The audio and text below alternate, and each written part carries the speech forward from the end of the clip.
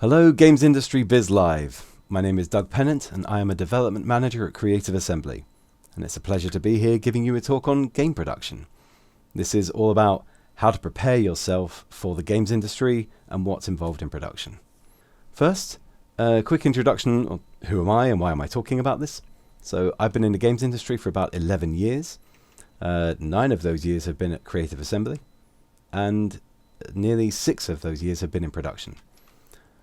Before that, I was a QA in Microsoft and audio QA in Creative Assembly, just to give you a sense of my journey. How did I get here? And currently, I'm a development manager for the Total War team, focusing on audio in the Warhammer franchise games.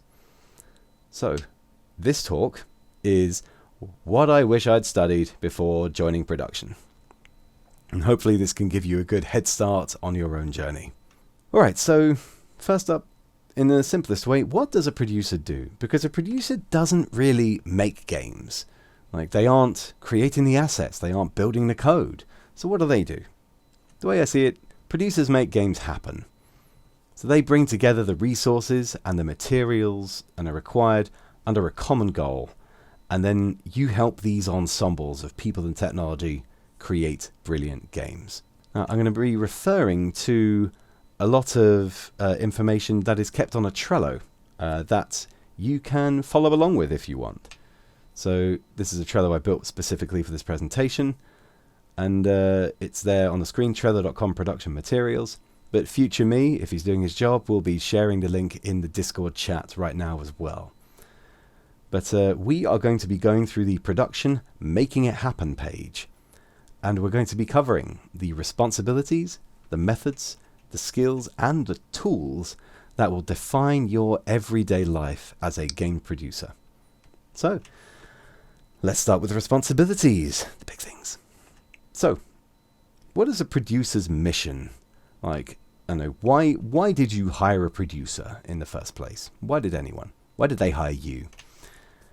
And the mission, as I see it, is to ensure that the desired product is delivered complete, on time, and to an acceptable quality. If you ask different producers, the wording may vary, but I think this will be roughly the sentiment they should all come to. And ensure is a word you're going to hear me use quite a lot, and you'll see why. So, across game development, there are 3 main phases. There is pre-production, production, and finaling, sometimes known as post-production. And your responsibilities will vary between these. So let's talk about pre-production first. So the first thing is ensuring that the production vision is agreed. You have a whole team of people, it may be 1, 2, or several hundred, but you need to make sure that they're all making the same game. And so you need to make sure they talk, they share information, and at the end the product vision is well communicated out and agreed. And so you're all going to make the same game, and you can unleash your creatives onto it. Then you need to create the development schedule. You take input from everyone else, like how long they think it'll take to make certain features. You think about the due dates, like when do we need a demo? When do we need to release to the platform? And you are the one that then builds the schedules using all the knowledge and tools you can bring together. And then you need to organize the resources to help enable that. And resources include people, skills, they include software, hardware, money, ice creams in some cases. But all of these things, you will be accountable for making sure that everything was there so people had what they need to get out there and make the game. And basically just ensuring that the team is ready for production. All their questions are answered, all the resources are there, and the plan is complete. Now we are moving on to production. And your primary role there is going to be tracking development progress. So people will be looking to you for asking, are we on track? Are things going well? And you'll have different measurements for that as you go. It will be time remaining on tasks, bugs, goals met. I know it might be stories completed, depending on the methodology. But it will be your job to track this stuff and relay it back to the team so they know where they are.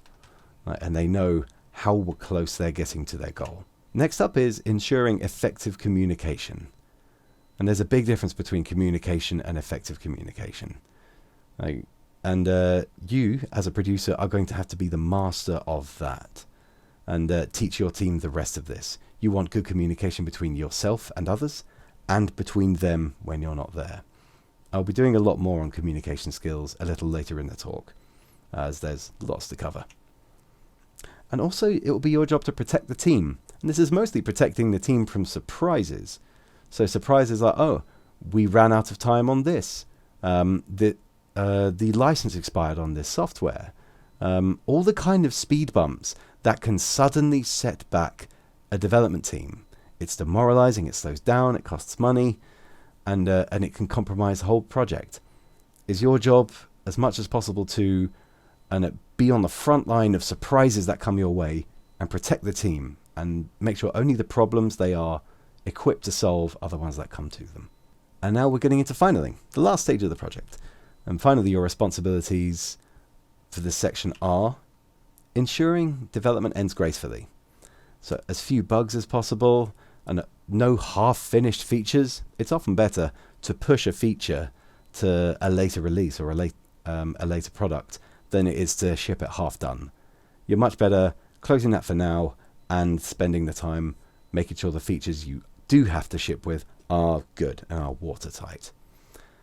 And those bugs need fixing as well. The QA can put them all in and call out everything in the game, but your devs will often need to know when's the right time to fix bugs, what bugs do I have, make sure it's easy for them to find that information, and that they clearly know what the priorities are and when it's time to fix bugs.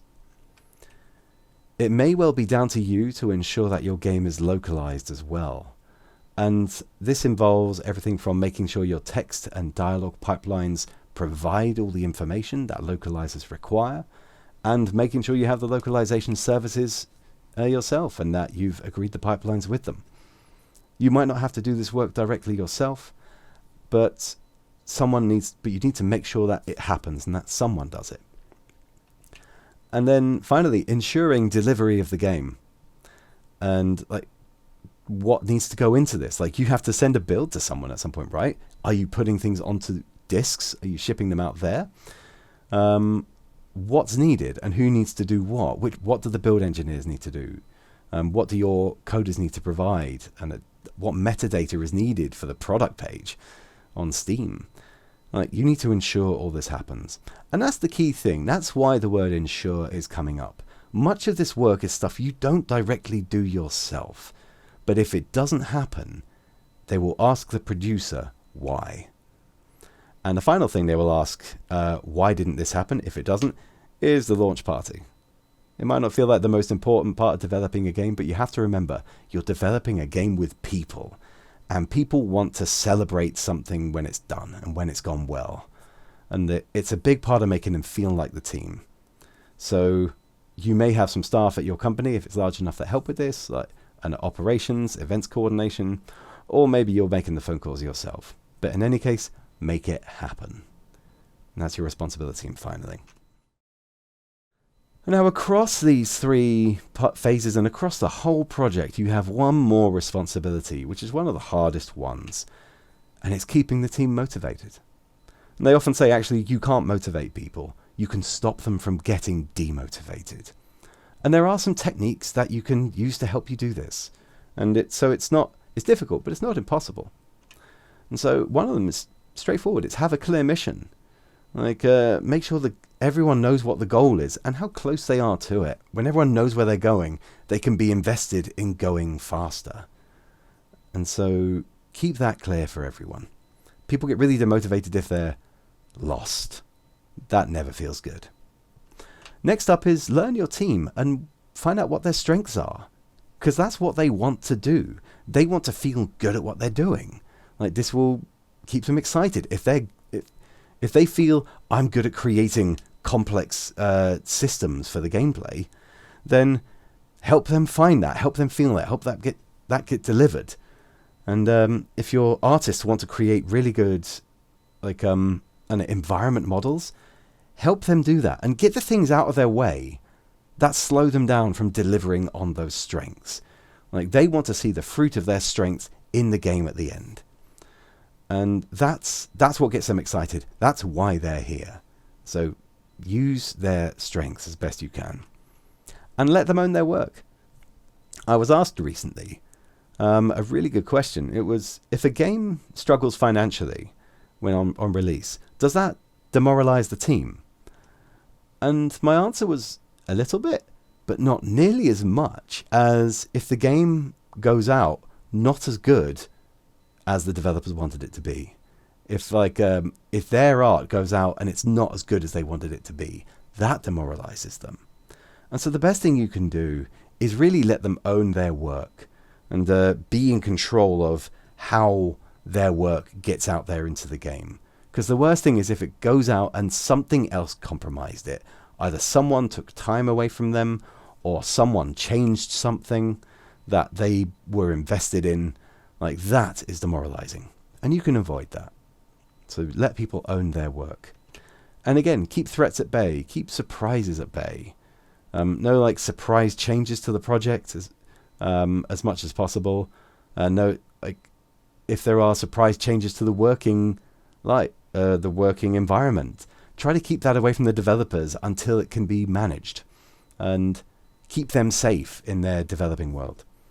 There's a couple of resources up on the Trello that can help with some of these ideas. So there's a really good video about motivation based on the work of Dan Pink. And there is the legendary TED Talk from Simon Sinek about purpose and the why of an organization or a team. It's really good. It's very inspirational. And so I recommend watching them both. Okay, that's the responsibilities of a producer. Now let's talk about methods. Those are your responsibilities. How do you deliver on them? What do you do every day? So the first thing we're going to talk about is project management methodologies. And because project management, it doesn't sound exciting, but that is the study. And this is the study that goes beyond the games industry into other industries. And we're lucky it did, because we've adopted a lot of these premises from software development. There's always some variation, because developing a website or a software tool isn't the same as developing an exciting game and telling a story. And with all these extra Hollywood elements sometimes, you're not going to take any of these methodologies and apply them wholesale. You're going to take them, study them, understand their strengths and weaknesses in contexts, and just keep the good bits and build your own methodology from what you've learned. But here's some ideas to get you started. So you'll hear waterfall very often. And this is when A happens, then B happens, then C happens, then D happens. And they have to happen in that order. This is where this can help you figure out what needs to happen in what order, which resources are needed when, and how long this can all take. And this is a useful management methodology in a connected, interdependent situation. So your design needs to happen, then your writing, then your concept art, and your character model, then your animation, VFX, audio, QA. That's an example, a common example of a waterfall in video games. Then we have lean. Lean is all about the reduction of waste in the way that you develop. So I use the example of the cyclist here because everything is streamlined. Everything is designed to reduce drag, reduce air impact, and so the cyclist can go faster. And you want the same for your team. You don't want any what's sometimes called zombie processes that just slow them down, get in the way. Maybe there are tools that can make a 20-minute job into an instant button click. Like those little things that get between your developers and good developing and just delivering on their intentions.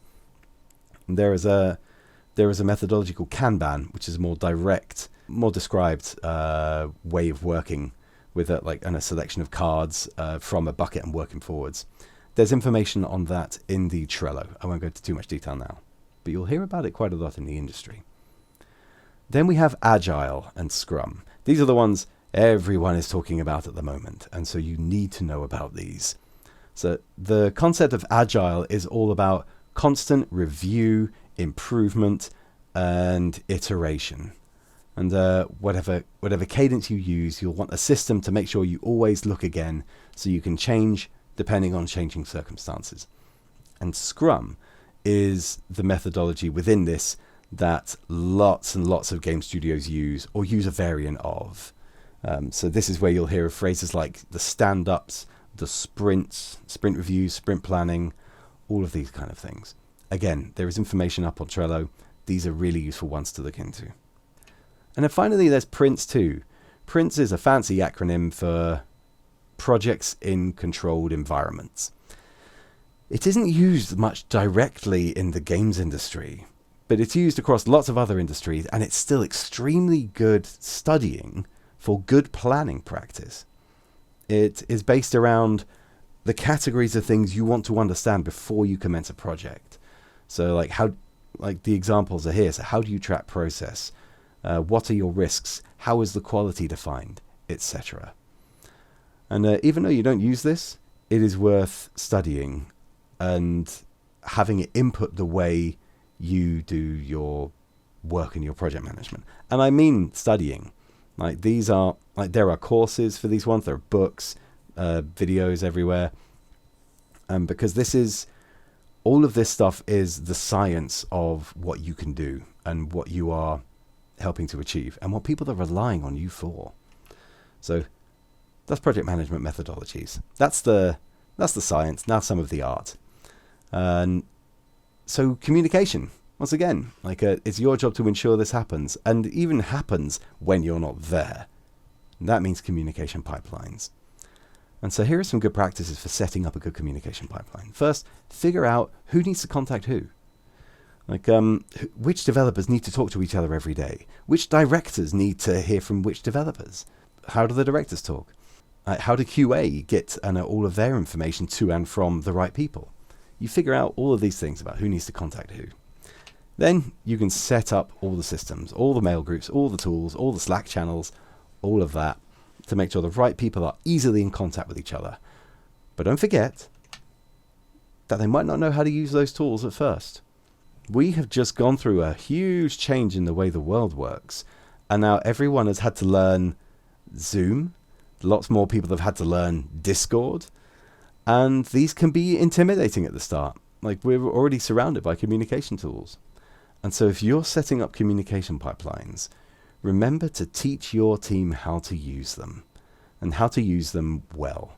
It won't take much, but there's no point in setting up these great communication pipelines if people are just going to ignore them because it's too much effort to get into a new tool. So take that time and do that work. And just do whatever it takes to make it easy for the team to communicate. And crucially, you want them communicating with each other, not through you. You don't want to be delivering every single message between all the various team members. It's slow, it's inefficient, and you don't understand what they're doing. So much in my job is about getting technical people to talk to each other, because I can't carry a message from one coder to a designer, because actually their systems they're above my level of technical understanding. And so it will be slow and I will lose information. And so rather than delivering the letters myself, I would rather launch a satellite so they are directly talking to each other, all of them. So this is the metaphor for it. Don't deliver letters, launch satellites, and help your team all communicate easily.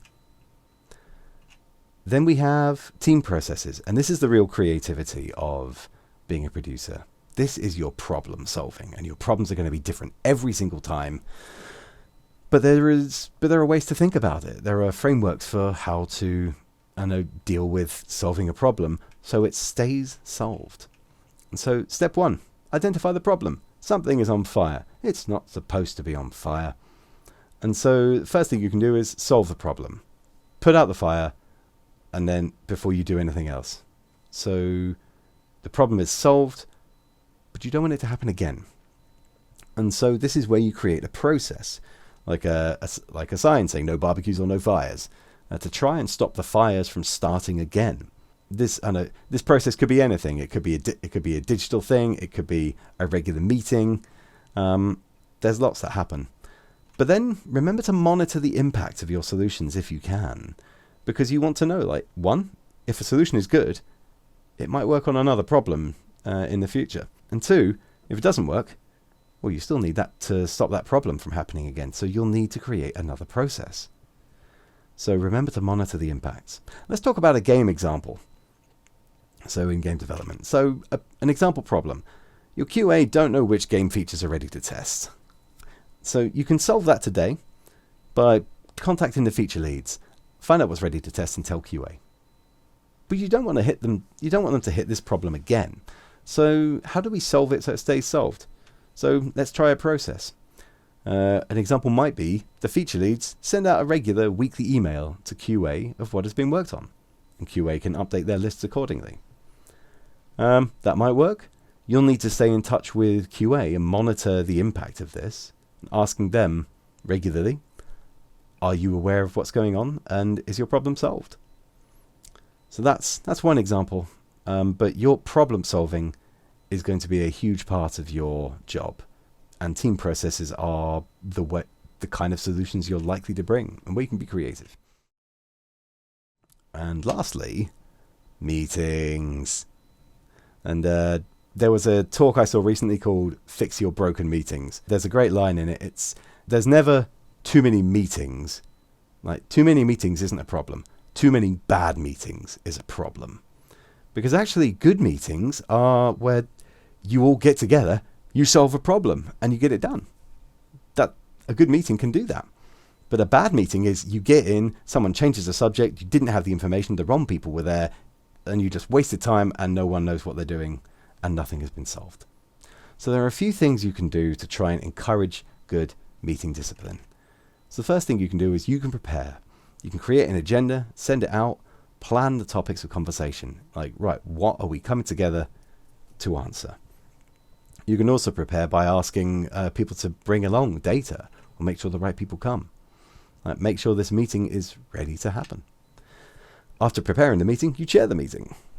So you come back to your agenda, make sure it gets covered, keep the conversation on topic, and help people make it a good conversation, make sure everyone gets heard from if they have something to say. And then at the end, they agree on the actions. Who's going to do something when the meeting is over? And then after preparing and sharing, you share the details. So send out any notes you've taken and send out the actions. Who are we expecting to do what? And then what's happening? Is there going to be another meeting or is it all done? For a good meeting, prepare your information, chair the meeting, and then share all the details. And those are your methods. Those are the things that every producer is likely to be doing day to day. And those methods are influenced by the skills you have as a producer. There are a few of them, so I'm just going to fly through as best I can. But these will all take investment over months and years. And the more you invest in these, the closer to being a super producer you will be. So let's start with learning. Because being a producer means constant learning. Things change all the time. And tools change, which changes processes. Different people arrive. Making games means doing things differently. Making different games means doing things differently again. Your audiences change. Maybe you'll change job, and everything is different, even down to the working culture. You have to learn new things all the time. So how can you make this easier for you? So you want to understand your own learning style. Think about something you've learned and how you learned it. Like something you're good at. How did you learn that? Did you learn it through reading? If so, maybe books and articles are the best way forward for you. Did you learn through listening? In which case podcasts and other online material like that could be good. Listening to talks. Maybe you watch videos and that really stays with you. So there's a tutorial for everything now on YouTube. But also there are the GDC talks and lots of other industry things. There's plenty to watch there. Maybe you make stuff. I have always found my skills stay with me best if they go directly into me building something. I solve the problem in my own hands. When I was learning Visual Basic for Excel, actually building a project with whatever I was learning at the time, it meant things stayed with me so much better. And I learned all these principles. So maybe that's your way. Or maybe finally discussion. Maybe actually just grabbing everyone and dragging them into a room or dragging them down the pub, still works, and then asking them, hey, can someone explain blockchain to me? Maybe that's the best way for you to learn. And it's likely a combination of all of these 5. But understand how learning works well for you, because you're going to do a lot of it. And then after learning comes teaching. Because as a producer, you're going to be teaching things to your team all the time. These are going to be new processes, new ways of work. All those things you were just learning all the time, you're probably having to teach them as well. And so think about how do you accommodate those learning styles in other people? So are your written guides good enough? Like, can you make video tutorials? Are you good at giving presentations? Maybe you can create exercises, like create a Jira item, assign it to someone else, and close a Jira item. Just things to help people practice. And perhaps even some face-to-face teaching, or on a side-to-side at their desk. But you look at these ideas and think, are you good at them all? Or are there some that you can invest better in? They're all learnable skills, and they're all going to be very important in your work going forwards. So let's focus on one for a moment, presenting. So I've been giving presentations of various kinds for several years now. And they're not all lectures like this. Some of them are even just presenting findings in work and presenting content people have done at the end of a sprint. You might be pitching a game one day, and there's no more demanding presentation than that. And this could be quite intimidating for a lot of people. But there are some things you can do to give yourself some confidence and give yourself conviction in your presenting. And so just a few principles to take away are: 1, what is the goal of your presentation? Because it's very easy to create loads of waffle in what you're doing. And this can help you know that you're on track. So for me, the goal of this presentation was share my understanding of what my job is and what I wish I had known coming in, so that a new generation of developers can be more prepared than I was and hopefully be better producers faster. That's the goal of this presentation, and that's how I measure everything I put into it. Is it serving that goal? And you can do the same in your presentations. Next, who's your audience?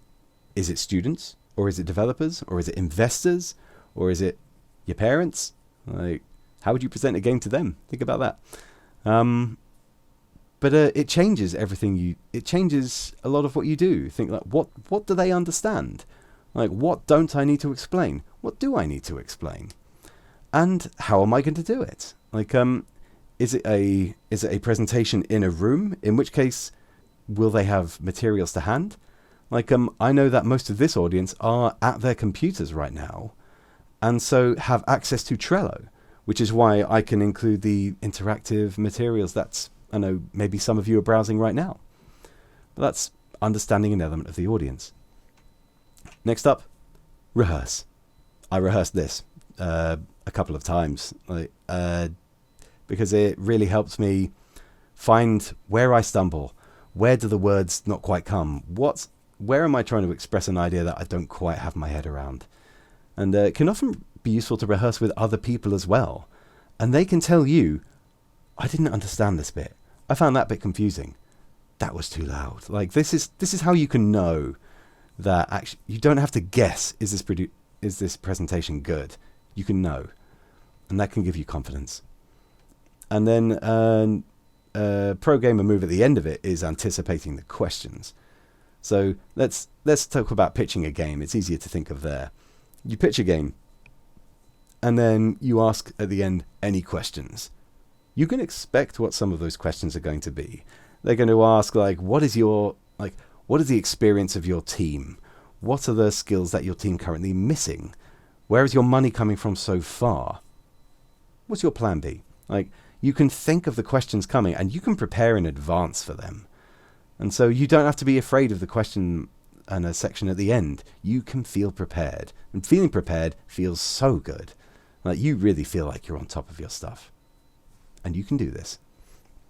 Hopefully, these concepts can give you some confidence in presentations going forwards. So next up, we have what I think is the most important skill in my job, is listening. Listening is so powerful for all these reasons. One, it helps you learn, and it helps you learn about the world around you, the way things work, what's happening next, and it helps you learn how to understand others. If you're having if someone's doing something strange, ask them, get them to talk about what they're doing, and they can explain their why and their how, and you might realize their strange ideas make total sense to them because they have different priorities to you. Maybe you have different priorities about fairness in the office, or an equality over everything else. And you can only get this from listening to the people around you and listening to people in your team. And it can also help them solve problems. So I am often working with people smarter and more trained than I am, and I probably can't solve their problems, but by being a good listener to them, they start talking to me, and after a while, they get the words out and they stumble on a solution to their own problem in their own words. It helps them, it helps them get the context. It helps them get the ideas together. So this is a gift you can give to other people. And with that gift comes trust. People want to feel listened to. They want to trust that you take them seriously, value their opinions, and it really helps them feel validated. And so if you want to build trust on your team and build good connections, a good rapport with a team, this is how you do it. You spend time listening to them. And there is a video on active listening linked in the Trello, which is it's such a useful technique. I found it so useful in helping work through problems, in singles and in groups. And I strongly recommend listening to this. It's like a superpower.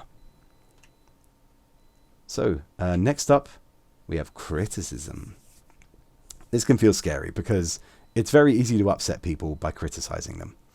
And that's actually that's the first error. You can do this well. And the way you do it, you don't criticize the person.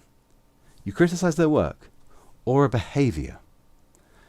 And because this way you don't have to go after the ego of the person. They might get defensive, or they might crumble under it. You don't want either of those things. This doesn't have to be about their self-esteem. And so focusing on the work or the behavior is the way. And it's easier if you've got clear briefs and goals, and if you've got clear responsibilities, because you can point at these and say these are not being served. And with that, you can then highlight the problem that this causes, highlight the impact of that problem, and then take a step back. Don't solve the problem for them. You can, because that's not what people want. People don't need you to have all the answers to anything. They want to come up with their own answers. And in some cases, they may even be better than yours. So highlight the problem to them. Get them invested in the fact there is a problem. And then let them solve it. It's how they grow. They will be more invested in the solution. And here are a couple of quick examples. Oh, before the examples, remember to invite criticism of yourself. Like with the listening, people will feel really valued if you ask them, are the processes I'm making serving you? Is there anything more you want from what I do? Is there anything that I do that bothers you? Ask for their opinions on this. Because one, they will feel listened to. Two, they may well have the ideas you need to become a better producer. They can help you grow. So let's do a couple of examples here. So when criticizing work, maybe the problem is the file system is too rigid. The brief for such a system, you can refer to, the system needs to let us easily add characters later on. And the problem caused, the impact is, we will have to keep rebuilding the system each time we add a character. And what you're doing there, you're not criticizing the person, saying you're a bad coder. You're saying this file system has a problem, it doesn't meet this brief, and it creates this impact. And then they can take all that information, make sense of it, and find a solution. Now we come to a behavior, which is probably the scary one. And behavior, you're changing processes without consulting the team. The goal, we need the new system to work for our team. And the problem caused, people are now getting confused by these new changes and keep losing their work. Now that impact is something and everyone can buy into. Losing work is bad. And so the goal, we need a new system to work for the team, is something that this person can work into trying to solve the way trying to improve the way they work. So you aren't solving the problem for them, but you're making it clear and you're guiding it in a direction. And good criticism is such an important part of any healthy teams. Right, we've got a couple more skills to go. Written communication. How do you write an email people actually read? Because everything is text now, people get dozens, sometimes hundreds of emails a day. They don't want to come up against walls of text, and even well-written walls of text are walls of text. Right? So, no one's got the energy to go through them really. I definitely don't. And so but what can you do about this? So use your formats, use headings, like large, easily skimmable headings that have the key points. So someone can look at that and think, I don't need to read that paragraph, or I do need to read that paragraph, or they get the action they need for something else. And if you do need details, put them in bullet points, very easy to read. It's often so much easier to read than prose and long sentences. And make them have to process as few words as possible. And then if you are doing large emails, maybe you have an email that goes out to lots of stakeholders on the same thing, but they only care about certain parts. Someone I'm just interested in the design report. I'm just interested in the art report. Use the technology. Outlook comes with bookmarks and anchors that you can build into your email, so people can just click links at the top and it takes them to the bit they need. So use these. And you're often likely to need to include data in your email, which, let's be honest, people aren't that likely to actually read all of, but they will feel confident seeing that it's there because it feels like, okay, someone has looked at the data. What they want is a summary at the top telling them what the data told you. So, you go through this data, you figure out, this is a problem, we should do this. That should be at the top. People probably only really want to read that bit. They'll trust you on the data. But that's a really useful tactic I use quite a lot. And if you want to know, the best emails are the ones written by marketing people. These people are masters at getting into your head with an email, whether you wanted them to or not. So that is how, they know the way. So you can study this. It's all out there. And a good book to reference for this principle is called Don't Make Me Think by Steve Krug. It's primarily for mobile and web usability, but the principle of reducing the information and cognitive load on the person you're communicating to is extremely valuable. And so I recommend that book. And finally, you. This one's about you. Because self-management is really important. Because, you are the primary responsibility of yourself. And no one else is going to be responsible for you in a lot of ways. So there are questions to ask yourself. So what are your goals? What are your goals of the day, of the job, of the year, of your personal life? And are you meeting them? And are the things you're doing working towards them? Some of the answers to those questions are, I'm not quite sure yet. Frankly, I'm just trying to get a job to learn. It's that's a good goal in itself. Is the job you're in teaching you? You can ask. Next up, time management, which no one's going to do for you. There is so much in our life now. It feels like there just aren't enough hours in the day. And so we have events going on, people's things to remember. Use the tools.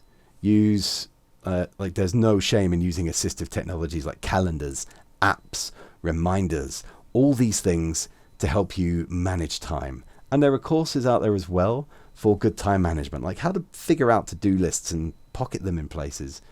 And there are different ones for different ways of thinking and working. But it pays to invest in some time management skills for yourself. And similarly, it pays to invest in organizing your life. There is a famous book called The 7 Habits of Highly Effective People. And one of those habits is sharpen the saw. So take the things you've got and make it really easy to do. So like, there's a great line from Jesse Schell, the game designer, which is, I reach for the ketchup and it's there. So take the thing, make sure everything you need in life is where you need it to be. So like, and then make sure the stationery that you regularly need is at your desk. Make sure the information you need all the time is either easily on your desktop or printed off and taped to your monitor so nothing ever gets in the way of it.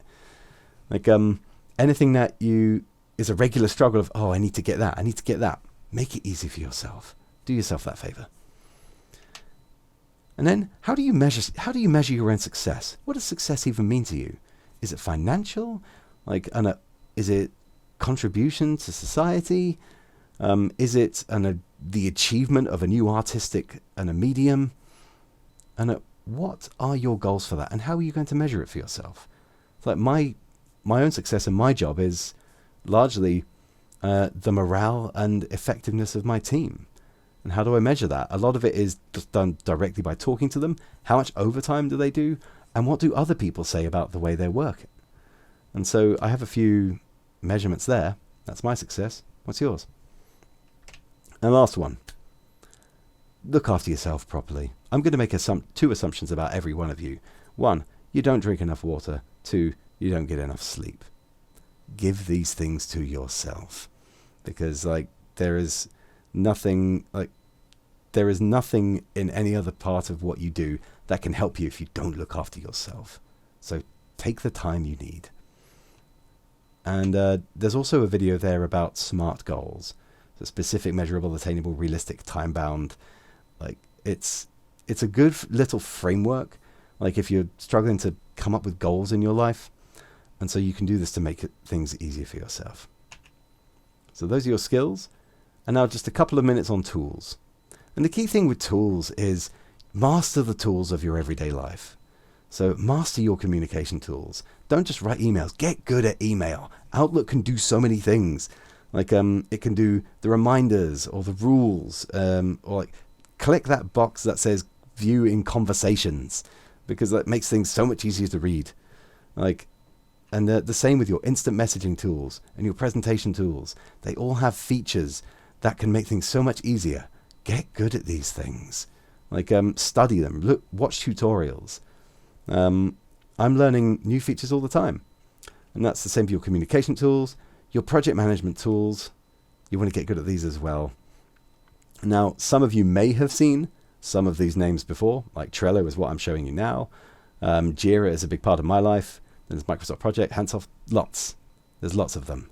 Whichever one it is, learn the good, funky features that are the ones that can make your lives easier. I only found out about filter subscriptions in Jira a couple of weeks ago, and it's changed so much. It's made something so much easier, and it's made me much more effective as a dev manager as a result. And similarly, documentation tools, Google Docs, OneNote, Confluence. There are so many advanced tools within these that are so powerful and can make information flow better. You owe it to yourself and your team to be the master of these. And finally, data. I won't go into too much detail, but your job is likely to involve a lot of data management, bugs, task times, community information.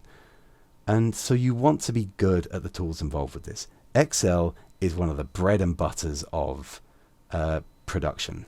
And there are ways to be really good at it, like get good with formulas. If you get good with macros, it's extraordinarily powerful. But it pays to study all of these tools and be a master of them. Again, the idea of sharpening the saw is about making sure your tools are going to deliver everything you put into them. And that's it. Those are the responsibilities, methods, skills, and tools that I've encountered in the realm of game production. And your game production journey will be defined by how well you invest in these elements. And again, this is all on Trello, which I hope some of you are following on by now. And within that, there is also an example game project, which can show the kind of structure that real world game studios are using all the time. And so you can feel free to steal that, take some inspiration, look into it. I hope it's useful. And that's it. I wish you the best of luck in your production journeys. So go out there and make it happen. And I've been Doug Pennant from Creative Assembly. Thank you very much for watching, and I'll see you all in Discord.